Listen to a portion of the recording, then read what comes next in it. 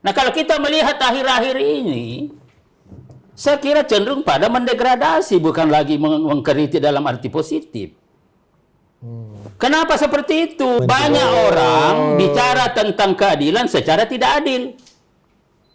Banyak orang bicara tentang demokrasi secara tidak demokratis. Hasil survei lagi menunjukkan bahwa kalau mereka ditanya mau sekali putaran atau tidak, 70% lebih menjawab lebih efektif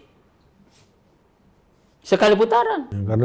Ya, karena jembatan tuh selalu ada, Bang, ya? Ya selalu ada komunikasi. Kenapa? Karena itulah demokrasi. Nah, demokrasi itu salah satu cirinya adalah komunikasi yang baik.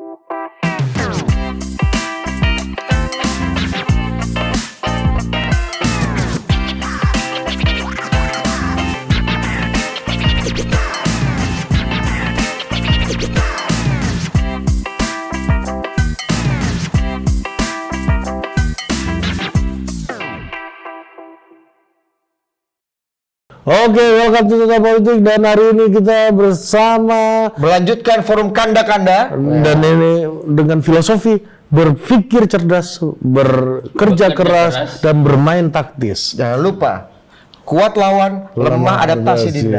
The one and only Ilyas Marham.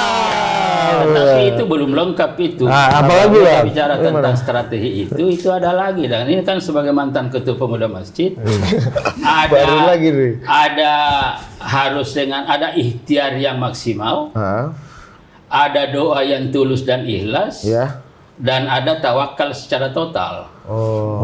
Penonton kita non sewu, Bang, memang demografinya lebih banyak yang sekuler, ya. Tidak, justru di situ harus dikembalikan.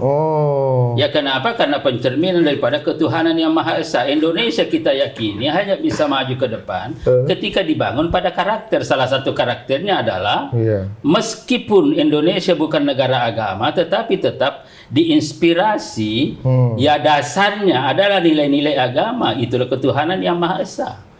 Jadi ini yang kalau ini hilang, tercerabut, Indonesia bisa maju tetapi bisa berantakan ke depan. Kenapa? Karena meninggalkan ciri karakternya. Salah satu ciri karakter adalah ketuhanan yang Maha Esa itu. Apa tadi? Tawakal apa, Bang, tadi, Bang? Jadi ikhtiar maksimal. Ikhtiar itu usaha, ya? Iya, usaha maksimal. Nah, itu maksud tadi itu. Bagaimana usaha itu berpikir cerdas. Bekerja keras, bermain taktis. Nah, jadi ikhtiar maksimal itu adalah pencerminan dari tiga itu tadi. Ini filosofi yang lebih tinggi. Filosofi yang lebih tinggi. Nah, lalu setelah itu doa. Iya kan? Doa. Nah, setelah doa ini, ya tawakal. Misalkan sekarang posisi terakhir ini. Ya kan, undang-undang mengatur tidak boleh kampanye. Oke? Siapa kampanye ada sanksinya. Nah, karena itu maka sebagai pencerminan daripada ketuhanan yang Maha Esa, yang ciri karakternya adalah doa, ikhlas tulus. Setelah kita ikhtiar maksimal. Nah, setelah itu tawakal. Apapun keputusan Allah untuk kepentingan bangsa ke depan harus diterima sebagai sebuah keputusan politik yang dasarnya suara rakyat. Jangan lagi ada mempermasalahkan begitu ada yang menang nanti cari-cari kesalahan. Nah, ini yang susah. Iya. Alusnya masuk ke Bang.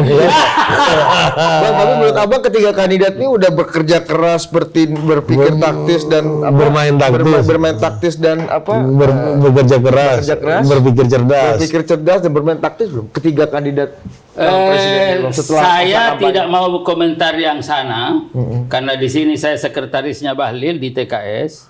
Ya, kalau kita sudah maksimal, sudah ikhtiar maksimal, segala sesuatu kita sudah lakukan, dan tentu ya tetap pada itu tadi menjaga apa yang saya katakan tadi, ada performa fisik kita, bagaimana penampilan seluruh tim secara total utuh, solid sebagai satu kesatuan kekuatan bangsa ke depan. Itu kita sudah tampilkan dengan melalui program-program yang mencerminkan ide dan gagasan yang menjadi instrumen politik sebagaimana yang tertuang di dalam visi misi Prabowo Gibran. Nah, itu kan kita sudah lakukan itu dengan segala sesuatu, dengan tetap arahnya pada dua hal, yaitu secara teritori.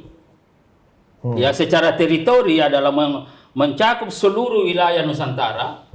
Kenapa? Karena kita tahu untuk memenangkan satu putaran itu harus menang di 20% di beberapa hampir seluruh provinsi. Ya. Sehingga tidak boleh hanya berpikir Jawa Barat, Jawa Tengah, kemudian Jawa Timur, kemudian tidak. Tetapi karena ada persyaratan itu, 50% plus 1 ditambah harus menang 2/3 kalau tidak salah, 20 di atas 20%. Nah ini kan jadi teritori harus. Nah kemudian kedua secara fungsional. Secara fungsional itu adalah kita lihat daripada kategorisasi sosial, ya, dan stratifikasi sosial yang ada. Jadi ada anak mudanya, ada apanya dan lain-lain sebagainya, ada kelompok agamanya, ada kelompok profesionalnya, ada macam-macam. Ini semua secara fungsional harus merata gitu loh. Nah, setelah kita memperhatikan yang ada, ternyata pemilih yang paling besar adalah pemilih kaula muda itu. 50% sekian. Sementara yang tingkat pendidikan tinggi kan 10 sampai 15. Ya. Nah, ini semua kan, nah di situ nanti kan ya masuk kan tadi saya katakan penampilan fisiknya, kemudian PC-nya, kemudian nilai-nilainya. Pencerminan nilai misalkan. Prabowo Gibran dibully kemana-mana. Bagaimana nilai yang harus kita tampilkan? Gimana, Bang? Ya nilai yang harus kita tampilkan ya kalau kita dibully orang ya sebuah keistimewaan. Kalau kita dijahatin orang, kita tetap baik. Itu baru hebat. Tetapi kalau orang berbuat baik ke kita, lalu kemudian kita juga berbuat baik, itu biasa aja. Dibully sama dikritik bedanya apa, Bang? Kan kemarin kita lihat para guru-guru besar, profesor-profesor, intelektual, kampus-kampus bergerak menyatakan sikapnya soal pelongsoran etika dan moralitas demokrasi. Jadi ini kan ini kan Bang? persoalannya kan begini ya. Itu tadi kan di dalam melakukan aktivitas politik ya memang ada nilai, ada etika. Tetapi yang menjadi dasar kesemuanya ini adalah hukum. Kan itu persoalannya. Nah, ketika kita bicara tentang etika, itu kan biasa pada rasa. Dan itu beda-beda. Coba misalkan, ini contoh aja. Saya sebagai pemuda masjid, kalau saya ke tempat pantai-pantai, dan di situ orang tiba-tiba tidak berpakaian, apa itu beretika atau tidak? Saya dalam pandangan saya. Kan itu pantai, Bang. Iya pantai, tetapi kan. Iya. Pemuda masjid. Ini kan persoalan. Karena itu ketika kita masuk dalam wilayah perdebatan yang tidak ada akhir, maka tantangan kita ke depan adalah bagaimana nilai-nilai itu kita formulasikan masuk dalam norma-norma. Itu bisa baru ada penyelesaian. Dan itu baru menjadi dasar, ada sanksi. Ya, Pak Profesor Mahfud sudah benar kalau misalkan ini bahwa nanti Mas Gibran akan diingat dan diberikan ada semacam sanksi sosial. Sanksi apa? Ya kita lihat apa benar ada sanksi sosial. Faktanya juga tidak. Faktanya tidak gimana, Bang? Faktanya tidak. Kalau ada sanksi sosial kan tidak milih. Ternyata kan survei yang dilakukan oleh beberapa lembaga survei kan dari waktu ke waktu kan semakin meningkat. Jadi ini juga kita harus lihat. Jadi bahkan sebenarnya ada juga pertanyaan-pertanyaan, kenapa masalah itu baru segera dimunculkan seakan-akan ini senjata yang harus ditembaki dan lain-lain sebagainya. Orang juga akan bertanya, motivasinya apa? Karena setiap kita melakukan sesuatu, tergantung motivasi niat. Innamal a'malu binniyati. Sesungguhnya setiap perilaku, termasuk perilaku politik, tergantung pada niatnya. Lo mau mengkritik atau mau membuli? Lo mau mendegradasi atau memang hanya untuk perbaikan? Nah, kalau kita melihat akhir-akhir ini, saya kira cenderung pada mendegradasi, bukan lagi mengkritik dalam arti positif. Kenapa seperti itu? Itu boleh jadi terjadi. Kenapa? Karena ya begitu elektabilitas Prabowo Gibran ini naik dari waktu ke waktu, bahkan tahun 2024 Januari dan Februari itu loncatannya naik. Ya ketika tahun awal Januari itu rata-rata lembaga survei itu masih berkisar pada 45-47. Tetapi begitu Februari, hampir semua lembaga survei itu naik. 3-4%, berarti ada yang menyentuh 52 sampai 53%. Nah, tentu secara politik ini itu akan melahirkan ya rasa kekhawatiran. Saya tidak mengatakan ketakutan, beda ya. Jadi kekhawatiran. Bedanya apa? Ya beda, ketakutan itu tidak boleh kita mengatakan takut, dia khawatir. Sebagai pemuda masjid, Iya, kekhawatiran karena fakta yang ada tidak bisa dibohongin. Bahwa ternyata kok sekarang sudah menyentuh 52-53%. Nah, biasanya ya ada kekhawatiran itu kan situasinya tidak normal. Maka responnya juga tidak normal.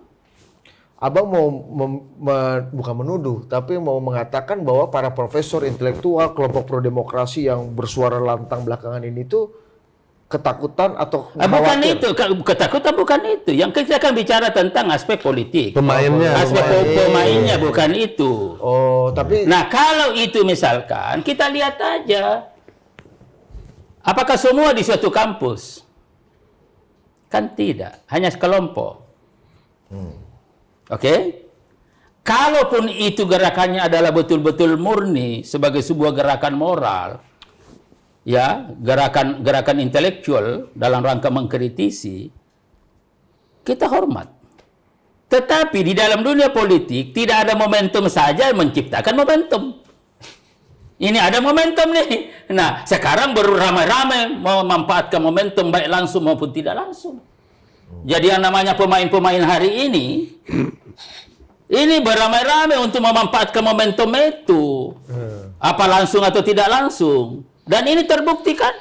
Di beberapa pernyataan adakah memberikan simbol, memberikan Pak Ano dengan tanda-tanda itu, naikkan jari gitu. Saya tidak usah sebutin lah. Itu artinya apa? Bahwa ada ini gerakan mereka kita hormati sebagai sebuah gerakan yang murni, gerakan moral, gerakan intelektual dan lain-lain sebagainya. Tetapi nah ini misalkan memanfaatkan itu dalam dunia politik sekali lagi, Anda kan udah hebat-hebat semua. Momentum bahwa tidak, jadi dunia politik itu ada pada momentum. Tidak ada momentum, ciptakan momentum. Ada momentum, tinggal manfaatin aja. Ya siapa yang memanfaatin? Tidak mungkin. Gitu loh. Tidak mungkin apa? Ya tidak mungkin. Ya apa namanya? Paslon 2 tidak mungkin. Oh, jadi create momentum, kalau ada momentum manfaatkan momentum, kalau nggak ada momentum bikin dalam momentum. dunia politik, salah satu faktor yang bisa menentukan adalah adanya momentum. Kalau tidak ada momentum, bahkan politisi harus menciptakan momentum.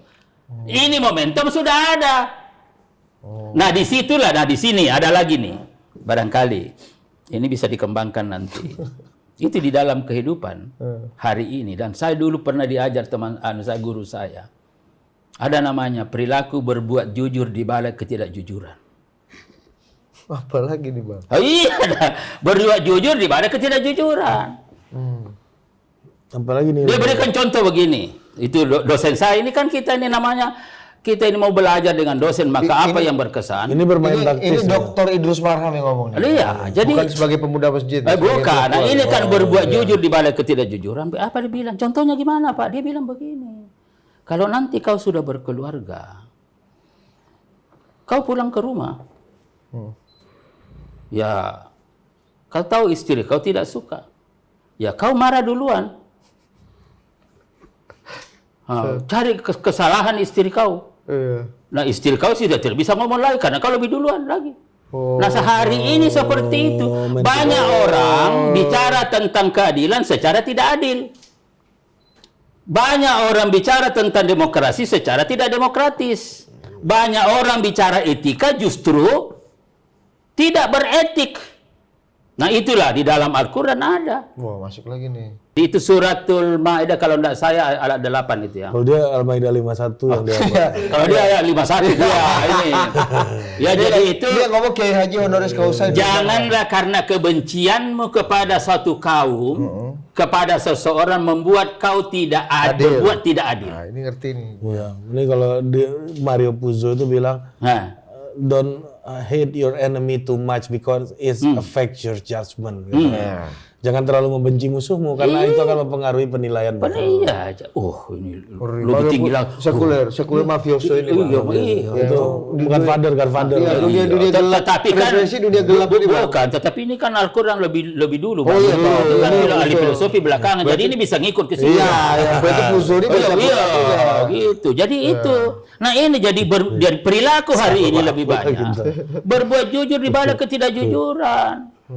Jadi tuduh dulu orang berbuat salah, berbuat curang, sementara perilakunya kita nggak tahu juga. Kalau di perdinda-dindaan tuh kibata, Bang. Apa itu? Kipas dulu baru tanya. Ya kita dulu baru tanya. Nah ini saya kira yang perlu kita pahami semua, dan oleh karena itu sebenarnya apa sih susahnya? Ya kalau kita ini kan jalan. Ya, kita jalan sama-sama. Negeri ini adalah negeri kita bersama. Masa depan negeri kita ini adalah tanggung jawab kita bersama. Mari kita kembalikan ya kepada jalan. Pada jalan yang enggak usah, kalau ada ya udah. Jadi demokrasi kita nggak dibajak seperti kata orang-orang itu, Bang ya.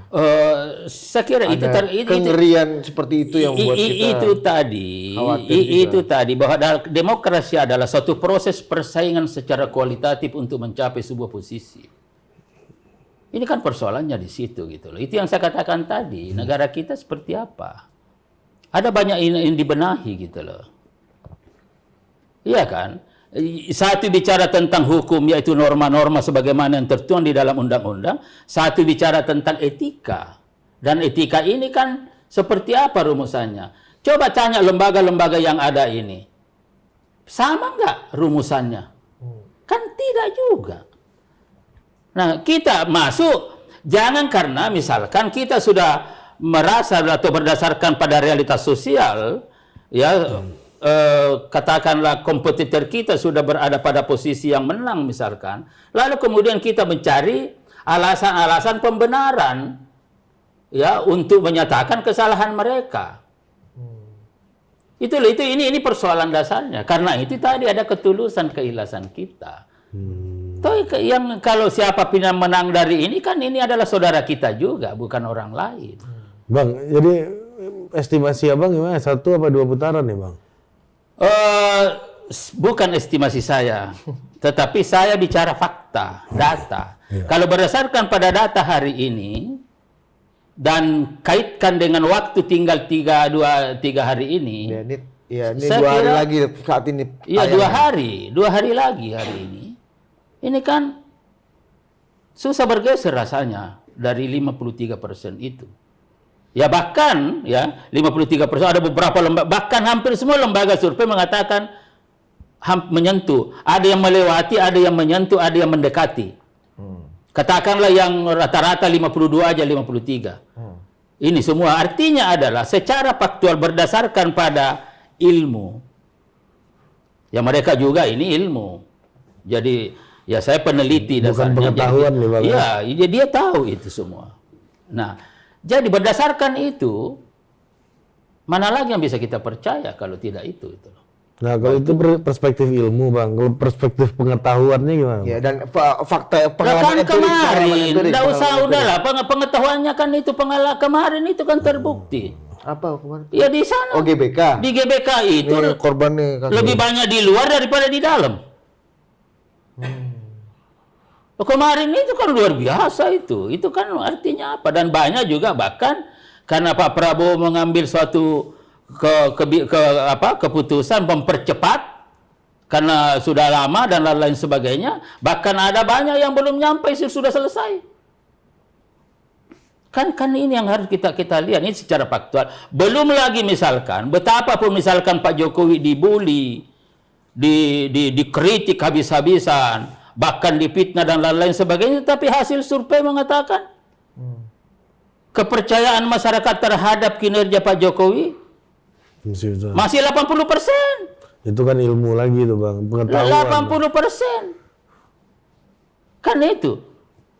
Nah, pada saat yang sama hasil survei lagi menunjukkan bahwa kalau mereka ditanya mau sekali putaran atau tidak, 70% lebih menjawab lebih efektif sekali putaran. Nah, ini kan fakta-fakta yang tidak bisa kita Dan 70% itu ada di semua pendukung lah ya. Itu. ada semua. Ya. Nah, sekarang masyarakat yang 70% itu pilih mana? Ya pilih yang sudah yang sudah leading. Yang sudah 50%. Tidak mungkin dia pilih yang masih 19. Bandwagonnya di sini Bang ya? Iya, kan tidak mungkin dong bahwa misalkan pilih yang 19, pilih yang 21. Ada yang sudah melewati, kok pilih ya sama kan. Pilih dulu Dinda. Gitu loh. Ya, Dinda-Dinda abang yang ada di semua kandidat nih sekarang mau diminta ke 02 atau gimana Bang? Enggak, kita tidak bisa. Orang tidak boleh kampanye sekarang. Abang juga jangan kampanye tadi. Iya, tidak bisa. Nah tapi Bang, ini analisa nih Bang. Ini salah satu yang bikin kita penasaran itu adalah peta, let's say, analisis Abang tuh ya yang terjadi itulah gitu ya. Oke. Kita asumsikan dengan semua ini terjadi gitu. Nah kira-kira Bang, belajar dari kasus 2014 yang Abang di situ jadi orkestratornya ini kan, ini kita ingin kata-katanya Pak Pacul. Kalau Korea katanya, ada pilihan hitam dan putih, dia bawa ke abu-abu dulu. Itu opportunity dia. Nah, kira-kira cuaca parlemen gimana Bang? Kalau ini semuanya terjadi, ini nggak pernah dibahas nih kayaknya. Ada peta di parlemen akan kayak apa Bang? Maksudnya gimana itu? Jika terjadi menang seputaran Pak Prabowo ini? Kan nggak ada masalah kan. Semuanya kalau sudah menang putaran Pak Prabowo kan sekarang ini kan memang partai-partai meskipun ya sekarang ini bahwa partai-partai pendukung Pak Jokowi yang ada di pemerintahan hari ini Indonesia Maju, yang ada di paslon 1 misalkan di situ ada Nasdem PKB, kemudian di paslon 3 ada PDIP, kemudian ada P3, ya, dan di situ juga ada Hanura. Ada Bang Oso. Ya, dan saya kira tidak ada masalah ya. Kenapa? Karena ya mereka kan harus melihat realitas politik. Dan tentu nanti karena mereka ini sudah melakukan komunikasi yang sama sebelumnya, ada komitmen-komitmen, saya punya keyakinan di situ akan terbentuk ya koalisi.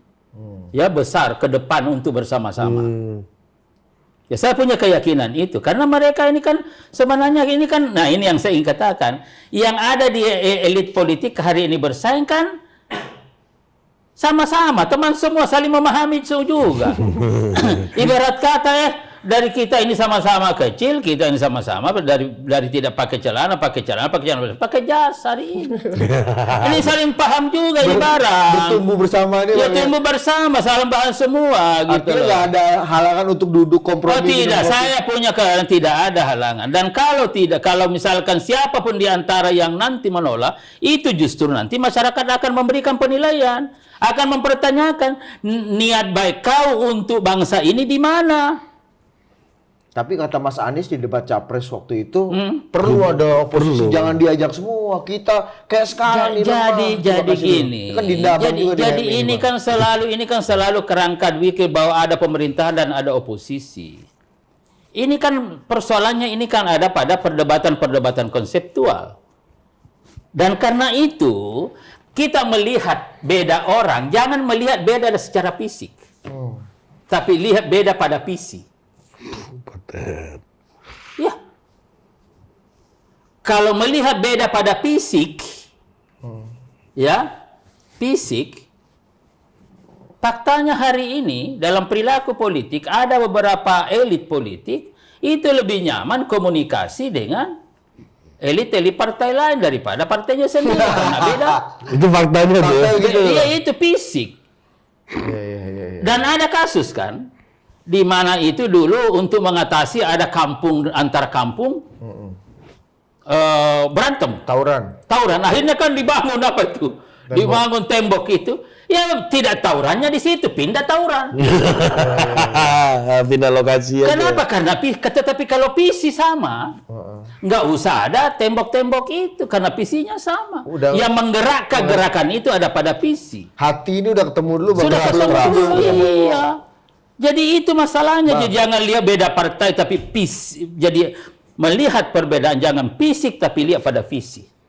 Nah, di sini akan diuji para elit politik tentang visi Indonesia ke depan menuju 2045. Problemnya Bang, Indonesia punya presiden yang kita namakan Presiden Megawati.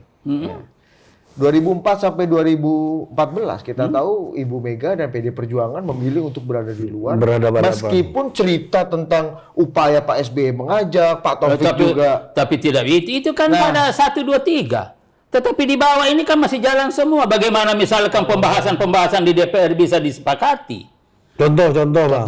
Ya, misalkan di Banggar juga dulu itu seperti apa kita juga udah tahu. Teman-teman di Banggar itu teman-teman juga siapa-siapa yang ada di situ untuk menentukan anggaran negara ini ke depan. Loh, ada juga PDP di situ dan teman-teman kita semua saya sering ketemu kok. Hati udah ketemu juga. Ya sudah, ayo ini semua kita bangsa ini. Nah, karena ini adalah bangsa, bagi kita semua ada kepentingan bersama. Iya. Tapi kan itu simbol Bang, ketika Ibu Mega menyimbolkan diri tetap ada di luar, itu kan itu ya, maksudku itu loh Bang. Kalau di bawah mungkin ya kita kan di bawah meja kita bukan hanya itu di DPR juga seperti itu. Tapi pada faktanya pemerintahan Pak SBY stabil banget kan waktu itu Bang. Itu makanya karena yang di bawahnya kan aman. ada kan. Kalaupun ada perbedaan ketika itu pertama kali tiba-tiba ada naiknya BBM. Lalu kemudian ada beberapa tokoh dan kebetulan pada waktu itu saya ketua umum KNPI. Paten juga, Bang. Versi siapa Bang? Kan banyak KNPI ini. Belum ada ini juga. Nah, ini mengalami bertumbuh ketika KNPI ada 4 Bang. Soalnya saya pernah Bang ketemu sama ketua KNPI, besoknya ketemu KNPI orangnya beda. Iya. Ternyata versinya banyak. Kemarin yang botak udah. Enggak, nah itu sudah. Jadi saya bilang teman-teman yang sudah membuat KNPI itu sudah mengingkari hakikat KNPI itu sendiri. KNPI itu adalah sebagai sebuah institusi pemersatu. Nah, ketika dia sudah pisah-pisah, itu sudah tidak lagi. Ada 3 sudah kehilangan marwah, roh, karakter. Jadi berarti bukan lagi KNPI karena tidak pemersatu lagi. Itu. Disitulah jagonya ketua KNPI sebagai orkestrator ini Bang ya. Membawahi banyak sekali warna-warna yang berbeda. Nah, kembali ke Presiden Megawati 2004 sampai 2014. Ketika Ibu Mega tetap kekeh berada di luar menjadi oposisi, ini kan bisa dianggap tetapi begini itu kita. Tetapi kan di situ ada komunikasi. Ada komunikasi politik. Jadi bermasalah oposisi atau tidak oposisi, yaitu sangat tergantung bagaimana perilaku politik di dalam melakukan komunikasi. Tetap komunikasi. Ya ketika itu kan kita sudah tahu bagaimana almarhum Pak Taufik kan itu ada safari politik, ada silaturahmi politik. Dan pada waktu itu saya juga pernah ketemu dengan beliau. Sampaikan bahwa ini safari politik atau silaturahmi politik. Saya bilang kalau konsep pemuda masjid Bang, itu silaturahmi politik. Ya karena saya tahu kan latar belakang beliau kan kita juga sudah tahu bagaimana senior kita ini kan juga ada latar belakang Islamnya sangat kuat gitu loh. Jadi saya bilang silaturahmi politik Bang itu ada itu gitu loh. Jembatan tuh selalu ada Bang ya. Ya selalu ada komunikasi. Kenapa? Karena itulah demokrasi. Nah, demokrasi itu salah satu cirinya adalah komunikasi yang baik. Tetapi komunikasi yang baik itu adalah konsisten menjadikan ide dan gagasan sebagai instrumen. Kenapa? Karena demokrasi adalah sebuah proses persaingan kualitatif, perdebatan konseptual untuk mencapai sebuah posisi. Itu sebenarnya kalau kita ingin melihat dari demokrasi itu, sehingga tetap ada. Kalau safari Ramadan itu Harmoko Bang ya. Safari Ramadan. Nah itu saya kira yang harus kita lihat. Kondisinya lebih sulit apa lebih mudah Bang dibanding 2004 dan 2009? Ke depan. Untuk bagaimana ini kita bicara relasi. Yang paling mungkin kan agak sulit karena Presiden Bu Mega itu. Ya. Sekarang Bu Mega dan kondisi PD Perjuangan lebih mudah atau lebih sulit dalam berkompromi dengan misalnya nanti Pak Prabowo menang gitu. Saya kira kalau kita melihat secara historis, kenal banget ya. Ibu Mega kenal banget. Secara historis ya Pak Prabowo tahun 2014 mereka mempercayakan kepada saya sebagai ketua koalisi. Ya, dan pada waktu itu saya selaku ketua koalisi Merah Putih dan Mbak Mega, Ibu Mega itu adalah ketua koalisi Indonesia Hebat ketika itu, kita komunikasi dan diskusi-diskusi. Dan saya ingin jujur bahwa Ibu Mega itu di dalam komunikasi itu sangat luar biasa, ya baik, terbuka, ya dan ya banyak serta dengan guyon dan lain-lain sebagainya. Nah, kemudian selanjutnya kita melihat bahwa antara Prabowo dengan Mbak Mega dalam sejarahnya ada beberapa skenario politik kan didesain bersama. Dan bahkan pernah jadi Pak Prabowo pernah jadi wapresnya kan. Cawapres. Dan juga misalkan bagaimana mendesain DKI ketika itu kan juga sama-sama. Dan di situ juga ada Pak Jokowi. Artinya di dalam proses politik ini juga banyak pengalaman-pengalaman dan prestasi-prestasi politik yang dicapai. Itu yang saya katakan tadi, ini mereka ini sudah saling paham juga semua nih. Ini gitu loh. Jadi karena sudah paham semua, maka ini akan diuji pada niat baik untuk bangsa. Nah, karena saya punya keyakinan bahwa itu akan lebih mudah nanti. Ya setelah ini selesai, namanya bersaing, ya harus mengerahkan seluruh potensi yang dimiliki untuk memenangkan pertarungan. Karena kalau kita bersaing memang harus memenangkan pertarungan. Tapi untuk memenangkan pertarungan itu harus secara fair, tidak jadi harus fair, tidak unfair kan gitu kan. Nah, ini yang kita lihat. Nah, setelah menang kan ada akhir sebuah persaingan. Akhir sebuah persaingan itu setelah ditentukan pemenangnya. Nah, pada saat ini kan kembali lagi ya nah ini kan teman-teman mereka, masa sih antara teman-teman ini tidak saling komunikasi? Saya punya keyakinan sudah ada komunikasi juga. Oh, keyakinan apa fakta politik? Ya keyakinan pasti ada komunikasi. Fakta politik itu. Iya, termasuk. Abang mana ada ngomong abang. Iya, makanya keyakinan itu berdasarkan 14 fakta yang dikumpulkan dari kamu. Jadi keyakinan itu, jadi hakul yakin itu ada ainul yakin. Ini pemuda masjid lagi nih. Iya, jadi kita melihat itu Bapak, insya saya punya keyakinan ada itu. Kau cek dulu itu fakta info itu Dinda. Kau cek dulu sana. Itu pasti ada. Artinya faktanya udah ada nih. Ya. Fakta Ya, kamu nggak mungkin yakin. Saya punya keyakinan bahwa pasti ada komunikasi politik. Iya. Karena mereka semua punya tanggung jawab untuk bangsa masa depan. Dan mereka semua sebagai tokoh tidak mungkin membiarkan bangsa ini hanya karena perbedaan-perbedaan elit itu sampai bangsa ini rusak. Fakta politik, keyakinan politik abang ini atau berdasarkan fakta politik ini masih di tier 2, tier 3 komunikasinya seperti waktu dulu abang mengelola 2004 sampai 2014 PDIP di parlemen, atau udah di level tier 1 bang, ring utama. jadi ini kan semua yang dinamanya kan di dalam dunia politik ini kan kita bicara tentang bagaimana peran. Sehingga sebenarnya mungkin nanti di dalam komunikasi politik lebih lanjut itu yang perlu lebih dikonkretkan adalah peran-peran yang perlu dilakukan dari seluruh komponen-komponen yang ada ini. Oke, ini kayak Kan itu. kayak diplomat lah ya bang ya, kayak Iya, diplomat. peran-peran ini kan namanya gimana? Setengah kamar ini Nah, ya. iya dong, Diplomatnya harus kelahi itu. dulu, besok main lu datang udah salam-salaman aja kan gitu ya. Jadi ini kan semua seperti itu ya. Jadi saya ini kan terus terang aja kita di TKS sering juga diskusi-diskusi. Dan kadang-kadang diskusi dipimpin oleh ketuanya. Siapa? Ya ini Pak Profesor honoris causa Bahlil Lahadalia. Bahlil Lahadalia. Jadi ini memimpin ini bahwa di semua bahwa ini memang ini biasalah ya. Jadi Pak Bahlil itu salah satu kelebihannya kan kalau sudah komunikasi itu kan cair semua.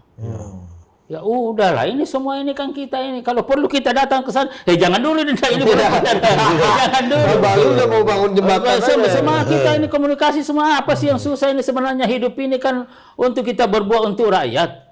Jangan sampai ada yang menghambat untuk berbuat dia. Kita yang datang kalau dia tidak mau datang. Ini kan luar biasa hebatnya di situ itu ketua saya itu. Meskipun Partai Dinda abang ini bang ya. wow, meskipun dia lebih junior tetapi luar biasa lonjakannya itu luar biasa. Iya. Di dalam komunikasi politik betul. Jadi kalau ada hitam putih, dia mainnya abu-abu. Enggak, tetapi punya warna dia. Warna-warna. Dia Bahlil itu ya di dalam gerakannya selama sebagai aktivis selalu punya warna. Karena itu dia malah justru berada pada posisinya ya kalau maju-maju Jadi nah ini ada kaitannya nih total politik. Maju total, mundur total. Tidak ada setengah-setengah. Itu orang itu. Bahlil itu nggak ada setengah-setengah. Maju total, mundur total. Nah, berarti kan mungkin ada bersaudara dengan total politik. Iya. Gue mau geser ke hal lain nih. Beberapa hari terakhir nih, Bang. Ini kan masa-masa jelang pemilihan. Terutama komunikasi dengan para loyalis dan pendukung Jokowi nih. Aku beberapa hari terakhir ini banyak ketemu lah diskusi sama teman-teman yang dulu militannya Pak Jokowi. Banyak dari mereka yang mulai agak ragu sebenarnya tentang dua hal.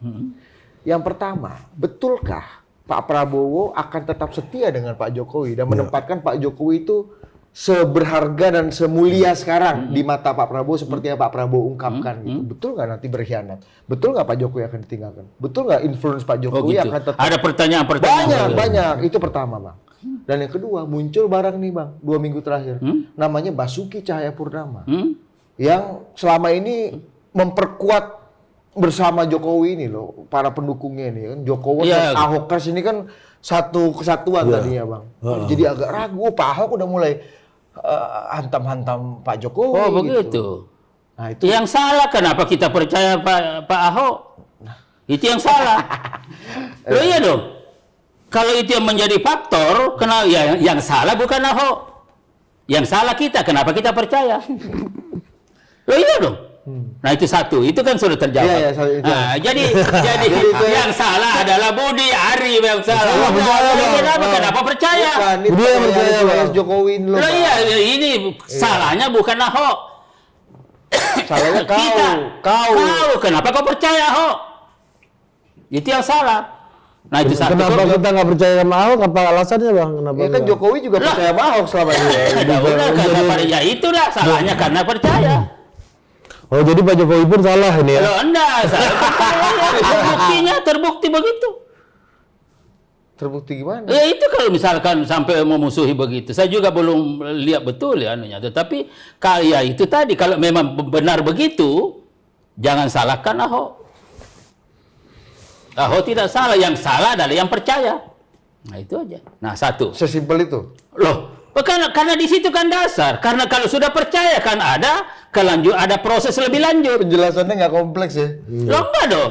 Kalau misalkan saya tidak percaya, untuk apa lagi saya pelajari? Habis waktu, saya harus cari yang lain. Iya dong. Sebagai pemuda masjid, dalilnya apa nih, Bang? Ya dalilnya ya udah. Jadi kalau ada yang sudah tidak bisa kita itu tetap kita tetap ya udahlah. Sebab itu sudah tidak benar. Ya kan kita itu harus jelas. Nah, kemudian yang kedua, jadi begini sebenarnya. Orang kan harus melihat sesuatu itu secara komprehensif. Dan terintegrasi. Jadi komprehensif dan integrated. Untuk melihat bagaimana hubungan Prabowo dengan Jokowi. Nah, pertama saya kira kita sudah lihat bahwa bagaimana Pak Prabowo masuk, kalah. Berarti kalau sudah seperti itu sudah melampaui pertimbangan-pertimbangan rasional sampai hati sudah. Sudah bicara tentang emosi rasa. Dan karena itu kalau kita ingin melihat secara rasional dengan bagaimana ini sudah masuk di sini, sudah ada saling kepercayaan di situ. Dan ini terbukti ketika Prabowo mau maju, itu langsung dikunci. Posisi Prabowo adalah melanjutkan. Apa yang dilanjutkan? Ide gagasan Pak Jokowi. Apa-apa yang telah dilakukan oleh Pak Jokowi. Berarti ini kan kunci. Ada komitmen di sini. Sehingga untuk melanjutkan begini kan tidak mungkin Pak Jokowi ditinggalkan. Ini sendiri. Kenapa? Karena ada ide maker, kemudian ada yang membuat, ada yang melaksanakan. Jadi sebagian daripada ide-ide yang dilakukan oleh Pak Jokowi yang diletakkan dasar-dasarnya pada periode ini, 2 periode ini, itu akan dilanjutkan semua. Nah, dilanjutkan ini, nah di sini kekeliruan secara konseptual orang kadang-kadang. Melanjutkan itu dianggap sekedar copy paste dalam proses, tetapi tetap ada proses perbaikan. Dan di dalam perbaikan itu, perbaikan substansinya atau strateginya. Nah ini juga di TKS Pak Bahlil kita diskusi di anunya itu ya. Jadi kita diskusikan tadi. Nah bagaimana ini? Jadi substansi ada perbaikan. Nah, perbaikan itu pasti ada perubahan. Jadi seakan-akan ini ada perubahan di sini melanjutkan, ini ada dua konsep, tidak bisa. Di sini ada perubahan, di sini ada kelanjutan. Kelanjutan tetap ada unsur perubahan, perbaikan. Itu tidak mungkin. Siapapun, tidak usah kita sekolah tinggi-tinggi S3 kok, kita juga udah tahu. Tapi di perubahan juga bilang gitu Bang, juga ada unsur keberlanjutannya katanya. Lah, ya itu belakangan. Setelah itu apa? Karena itu strategi lagi tadi, itu yang saya katakan tadi. Apa Bang? Ya itu tadi, bahwa kenapa? Karena tingkat kepercayaan Jokowi yang semakin tinggi dan ada korelasinya peningkatan elektabilitas, maka ini ya Masuk juga dalam game ini nih. ya kalau mau masuk main juga ini barang supaya ada kalau misalkan dalam agama itu dapat pahala juga gitu. Oh. Tidak bisa. Nah, itu tadi. Nah, jadi dilihat dari sisi ini tidak mungkin. Mau tidak mau dalam rangka untuk melanjutkan ide, gagasan, program-program yang ada ini dengan berbagai macam modifikasi ke depan, ya baik dari sisi materi programnya maupun dari sisi strategi pendekatannya, itu pasti ada komunikasi, pasti ada diskusi, pasti ada ini. Begitu, jadi tidak mungkin itu. Dan yang ketiga, ya saya waktu Pak Prabowo ini saya kenal. Jadi bagaimana beliau ketika menjadi tentang Super Semar, beasiswa itu dan lain-lain sebagainya. Teman-teman saya, iya, dari dulu kan membina. Memang dia membina orang-orang pintar. Ya pintar. Membina orang-orang pintar. Jadi kalau ada memberi kesan bahwa seakan-akan kecerdasan ada di sini lalu ada di ini, tapi bagus juga. Itu bagus juga. Dan padahal ini Pak Prabowo dari awal membina orang-orang pintar, orang-orang yang dapat beasiswa dan lain-lain sebagainya. Itu kita sudah tahu bagaimana karakter beliau. Ingin maju dan di dalam kemajuan itu ada kebersamaan. Nah, sehingga ini tidak mungkin dilihat dari sisi itu. Jadi kalau ada yang mengatakan nanti akan, nah itulah tadi berbuat jujur di balik ketidakjujuran. Barangkali pengalaman orang itu mau digunakan untuk mengukur Prabowo dengan Jokowi. Oh. Boleh jadi. Orang yang mengatakan itu gitu Bang. Iya, orang yang mengatakan begitu. Pengalamannya yang sudah itu. Padahal enggak, tidak mungkin. Iya. Gitu loh. Bahkan lebih jauh lagi nanti. Sehingga dengan demikian maka pola komunikasi ya sebelum nanti kan diskusinya bagaimana. Kalau begitu posisi strukturalnya Pak Jokowi ada di mana? Itu beda lagi. Tetapi kan komunikasinya pasti komunikasi secara fungsional. Di dalam komunikasi fungsional itu pasti bicara tentang konsep, bicara tentang ide, bicara tentang program. Bagaimana ini ada kelanjutan ini sebagai legacy. Masih influencing nggak Bang Pak Jokowi nanti di masa pemerintahan Pak Prabowo? Saya punya keyakinan. Karena Pak Prabowo itu bukan tipe orang yang tidak berterima kasih. Yang tidak tahu berterima kasih. Beliau itu sangat menghargai. Ya memang kelihatannya ya kalau memang nggak cocok itu Pak Prabowo berani mengatakan tidak cocok. Ya kan itu, dan itulah yang membuat sekarang Pak Prabowo juga semakin naik. Kan hasil survei sekarang, kalau dulu kan itu yang cerdas. 2019. Tegas. Tapi sekarang ini yang tegas dan berani. Dan itu dimiliki oleh Pak Prabowo. Bang, izin Bang, ini Pak Jokowi nih. Terakhir nih mungkin. Pak Jokowi sekarang dibilang PDI antara ada dan tiada juga. KTA mungkin masih ada, tapi jiwanya mungkin udah nggak di situ lagi. Baik itu menurut sebagian orang PDI yang muncul ke publik, kira-kira kayak gitu. Bahkan Deddy Sitorus mengatakan sudah kami wakafkan gitu. Nah, menurut Abang langkah Pak Jokowi dalam partai politik ke depan itu mungkin nggak Pak Jokowi gabung ke Golkar gitu atau enggak? Jadi saya kira begini ya, kalau sudah kita melihat arah Pak Jokowi ke depan ini kan lebih pendekatan fungsional, bukan lagi pendekatan kekuasaan untuk dirinya. Tapi pendekatan fungsional itu adalah sebuah pendekatan yang mengedepankan ide, pikiran, konsep-konsep yang ada untuk dilaksanakan oleh pelanjut-pelanjutnya. Nah, itu yang saya lihat Pak Jokowi. Dan waktu saya jadi menteri kita diskusi sering, ya masalah konsep, masalah gagasan, masalah pikiran. Dan konsennya beliau begitu, tidak pernah kita diskusi tentang posisi-posisi politik ke depan. Apalagi sekarang kan beliau, ini persoalan bagaimana hubungan beliau dengan PDIP, saya kira itu kita tidak bisa campur ya. Ya itu kan urusannya Pak Jokowi dengan PDIP ya. Yang tetapi secara historis Pak Jokowi memang berproses di situ sehingga secara historis tidak bisa juga dinafikan ada itu. Nah, bagaimana ke depannya ya saya kira bukan makom kita untuk ya, kedekatan dengan Golkar selama ini pakai dasi kuning, ada di iklan Golkar juga Pak Jokowi kan. Loh, saya kira Pak Jokowi dekat semua kok. Bukan hanya Golkar, bahkan dalam waktu proses penentuan kemarin kan PAN mengakui bahwa ini Pak Jokowi sudah ini kan Keluarga. sudah keluarga, ada lagi juga partai lain. Nah, ini yang saya katakan pendekatan fungsional. Bukan struktural. Jadi Pak Jokowi dekat ke sana itu bukan karena Jokowi ada pada posisi struktural di partai itu. Tetapi karena kedekatan suasana kebatinan, sudah kedekatan dengan pikiran visi misi, kemudian sudah kebersamaan, sudah terbangun suasana kebatinan selama sama-sama di kabinet. Sehingga baik langsung maupun tidak langsung Pak Jokowi juga bertanggung jawab. Bagaimana partai-partai yang ada ini juga sama-sama besar ke depan. Kalau Pak Luhut kapan ketemu terakhir? Kenapa? Ketemu Pak Luhut. Kenapa? Abang. Pak Luhut kan jelas, ini kan sudah muncul, udah ada komentar-komentar. Abang udah ketemu lagi? Terakhir belum. Terakhir belum. Kenapa lu nanya Pak Luhut tiba-tiba? Nah, kenapa Pak Luhut? Iya, gue juga nggak tahu nih, ini Bang. Nah, ini saking, jadi ilmunya melampaui seluruh. Ya kan dotnya itu. Golkar, Pak Jokowi, Pak Luhut, apa? Bagian dari produk derivatif itu. Dotnya kan itu kan, Bahlil kan. Bahlil. Iya kan itu kan. Karena Abang sama nomornya itu semua yang kita sisir satu-satu. Abang sama Prof Bahlil ini kan di TKS. Iya. TKS. Iya kan? TKS itu tim kajian strategis. Tim kampanye swasta. Prabowo, Gibran untuk Indonesia Maju. Bukan swasta, nah inilah. Ini kan tadi itu harus bermain taktis. Iya. Karena itu TKS mau rumuskan itu.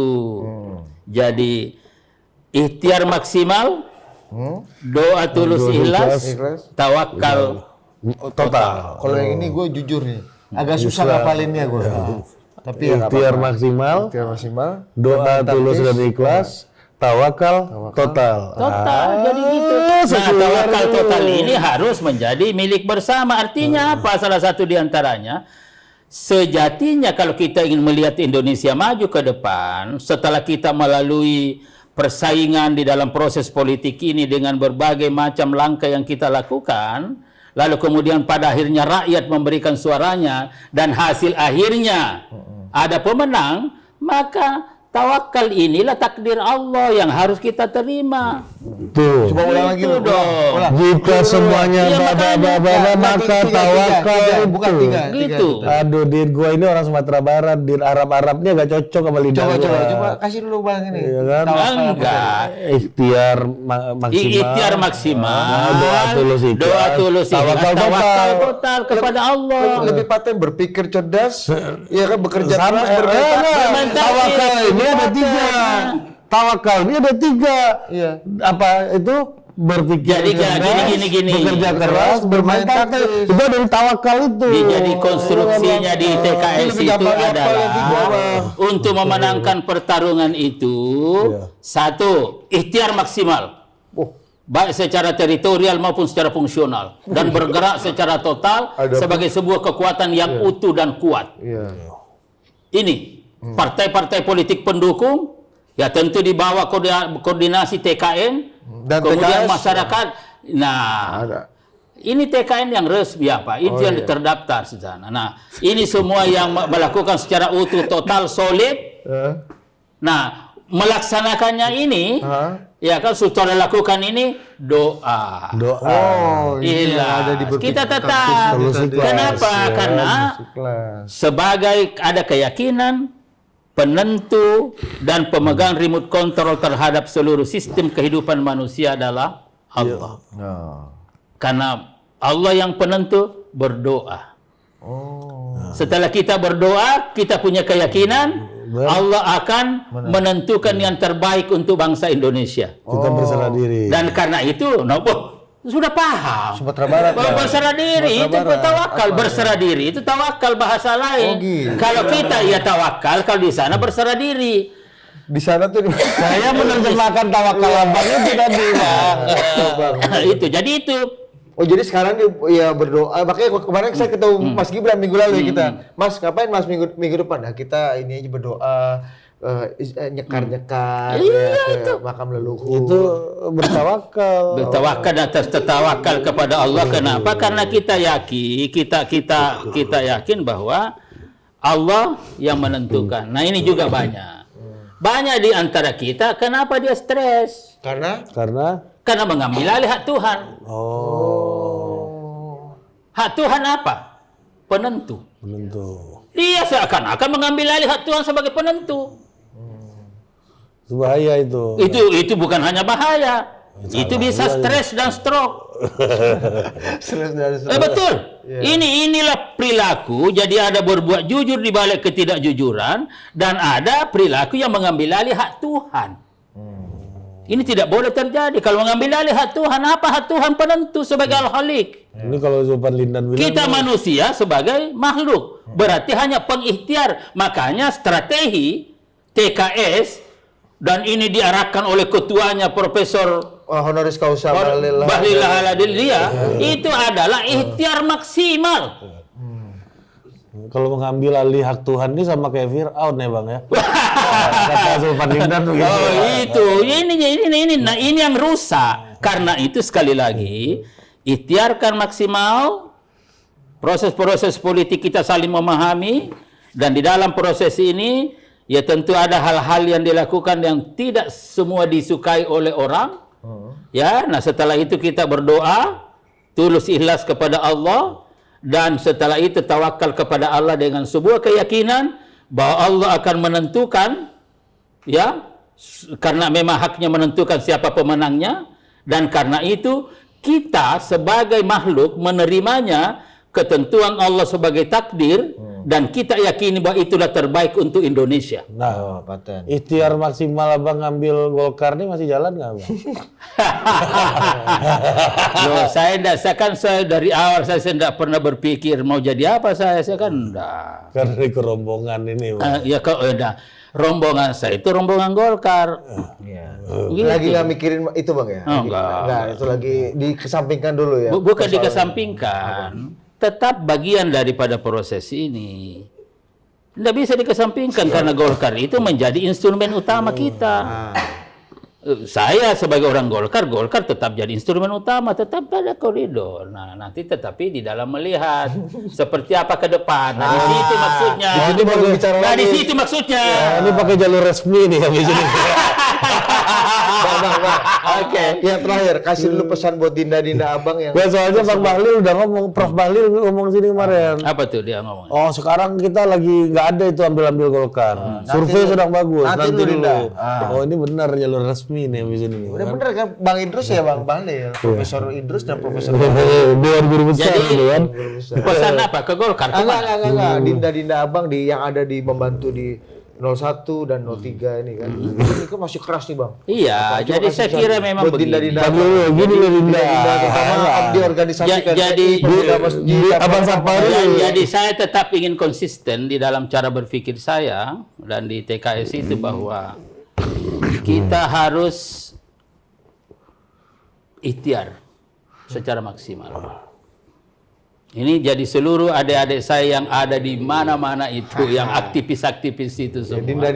Ini sudah bekerja maksimal. Ya, pada koridor masing-masing. Ada di 1, ada di 2, ada di 3. Ini sudah jalan semua disadarkan maksimal. Iya kan? Nah, di dalam bekerja maksimal ini tercermin pada berpikir cerdas. Dia sudah berpikir cerdas pada tingkatannya masing-masing. Dan dia sudah mengambil langkah-langkah, apapun dia sudah lakukan.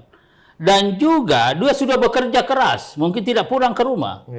Yang sudah punya keluarga mungkin tinggalkan istri, anak, tapi dia di daerah-daerah itu bekerja keras. Ya kan? Nah, dan di dalam bermain taktis, nah ini mungkin juga sudah dia lakukan sesuai dengan tingkatan dan makomnya masing-masing. Nah ini kan semua. Nah oleh karena itu, karena ini semua, maka pesan saya adalah semua ini kita lakukan adalah untuk bangsa. Sebagai kontribusi kita kepada bangsa, sebagai amal saleh kita kepada bangsa, sebagai karya kita kepada bangsa, ini semua sudah. Tetapi tentu ada batasnya. Ya, batasnya yaitu kembali lagi pada Al-Qur'an. Aku memberikan ilmu kepada kau hamba-hambaku sedikit, terbatas. Jadi kita sudah lakukan maksimal sesuai dengan kemampuan kita. Dan karena itu jangan memaksakan bahwa apa yang usaha kita itu yang jadi, tidak. Makanya kembalikan kepada Allah. Bertawakal total. Bertawakal total. Berserah diri tadi. Iya, Bang. Berserah diri, apapun keputusan Allah, kita terima itu sebagai sebuah takdir bagi bangsa Indonesia dan itu yang terbaik. Dan dinda-dinda saya ini ya kembali kepada satu langkah perjuangan bersama untuk Indonesia maju ke depan. Selama berkompetisi, majunya harus total. Harus total. Tetapi setelah itu sadar bahwa hak kita bukan penentu. Sadar total. Harus Sadar total. Tidak ada lagi. Tetapi kalau ada misalkan dikit-dikit, ya itulah langkah-langkah ini. Ada juga dulu. Ini kan ini juga ini. Kan adanya mah cubit-cubit dikit biar Kalau kata Bahlil gini, namanya juga ikhtiar ya. Profesor Bahlil gini Bang, yang di atas harus sedikit diberi kecemasan, yang di bawah harus ada harapan, dibuka harapan. Nah, itu opportunity Dinda. Di sini opportunity Dinda. Betul. Tetapi Udah benar nih, Dinda. Betul sekali. Jadi ini diberi harapan besar supaya lahir kreativitas. Nah, gitu. Jangan hanya diberi harapan, tidak ada kreativitas, juga tidak ada produktivitas. Karena untuk apa kita muncul berperan kalau tidak ada produktivitas? Produktivitas itu hanya ada pada kecerdasan. Yang di atas pun harus cemas. Iya. Kalau enggak dia nggak kerja, nyaman, dia nggak kerja. Dan nggak ilmu kehidupan kan. Bos. Dewan guru besar kita nih udah ngerti siapa. Oh, jadi ini lawannya Dewan Guru Besar yang serius ya. Ini Dewan Guru Besar yang lebih serius. Oke, Abang terima kasih. Kasih tutup dulu Dinda. Apa? Kasih tutup dulu. Pokoknya buat Dinda-dinda semua pesannya cuma 2. Kuat lawan, lemah adaptasi. Sampai jumpa.